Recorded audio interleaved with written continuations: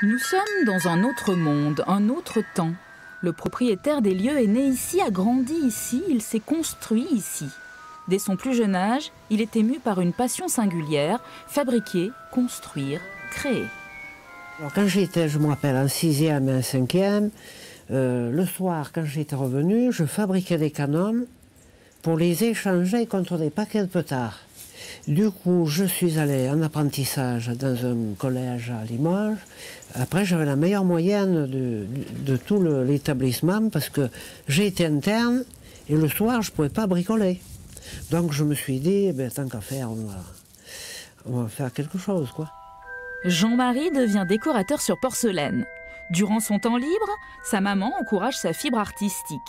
Hyperactif de la taille de pierre, il apprend les techniques sur le tas et puis il lit beaucoup, il s'inspire de tout et de toute évidence, il a un don. Des pierres sculptées, puisque maintenant il y en a 140, normalement c'est le plus grand parc d'Europe en granit taillé par un seul homme. Oui, un gringalet de 52 kilos. J'ai beaucoup d'idées en réserve et je regarde ce qui peut loger dans le bloc pour en tirer le maximum de hauteur et de largeur. C'est comme une méditation ininterrompue. Normalement, il faudrait être dans l'instant présent pour bien faire. Mais moi, malheureusement, là, je suis dans un chantier, là, en train de le monter, et je pense déjà à 2 chantiers plus loin. Message humoristique, politique, philosophique, symbole spirituel.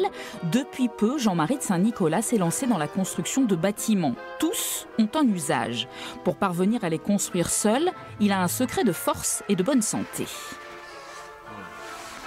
En 2012, je suis passé à un régime entièrement cru et que toutes mes douleurs m'ont lâché, dont l'arthrose. Parce que là, je manipule des pierres des fois de 300 kilos, tout seul. Hein. Et donc, si j'avais continué à avoir mal au dos comme avant, j'aurais pas fait ça.